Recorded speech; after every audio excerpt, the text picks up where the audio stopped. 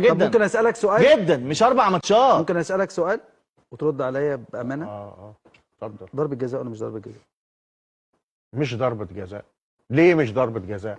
لان اتحاد الكوره حللها، لجنه الحكام حللتها، الحكم رفضها، كل ده مش معترفين بيه وعايزين تعترفوا بارائكم انتوا ازاي يعني؟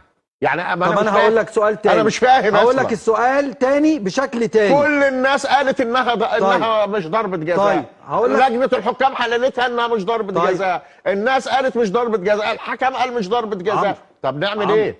نعمل ايه عشان نقنعكم انها مش ضربه جزاء؟ ممكن اقول لك السؤال تاني بشكل تاني؟ بس قول والله العظيم اقول الحق. قول. وانا بقول الحق اصلا من غير حاجه. طيب. من غير حلفان. ماشي. الكرة دي لو كانت للزمالك كنت هتعمل ايه؟ نفس الامر. ما الزمالك ياما حصل فيه ده، ياما حصل فيه كده. ماليش دعوه ياما عادي جدا. الكرة دي في الوقت ده للزمالك كنت هقول انها ضربه جزاء.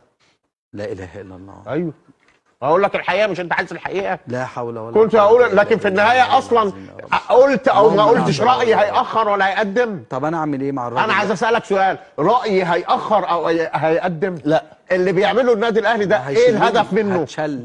طب ممكن بعد اذنك تقول لي اللي بيعمله النادي الاهلي ايه الهدف انت منه؟ قلت يا حبيبي ايه المطلوب؟ طيب في دقيقه واحده قلت مش ضربه جزاء للاهلي، ولو للزمالك تبقى ضربه جزاء. انا افهم مين فيهم منك؟ يعني افهم دي منك ولا افهم دي منك؟ لا تفهم طريقه الفكر يا باشا. ايه تفهم ايه الفهم في ده؟ انت قلت لي دي مش انت ضربه. سالتني لو انا كزملكاوي هقول لك انها ضربه جزاء، لكن هي مش ضربه جزاء. خلاص تفهم الفكر بقى. الحكم اللي بيحلل هو الحكم سيد الملعب. اذا يا باشا الحكم سيد الملعب. اذا هنا مفيش مصداقيه يا باشا. هنا في خط انا ماشي في حاجه يا باشا جت للزمالك هقولها. يا باشا انت ما عندكش مصداقيه. لو عندك مصداقيه مش هتقول عن انت الراجل اللي قايل الناس شايفاها بعينيها. يا استاذ عمرو بعد اذنك، الناس شايفها بعد بعينيها. اذنك يا استاذ عمرو. الناس شايفه. انت قلت للاهلي مش هحسبها، للزمالك هحسبها. يا باشا يا باشا يعني مش محتاجه على فكره على فكره انا مش جاي يا كابتن مهيب اجادل في ضربه جزاء. لا ولا لا لا لا حسمت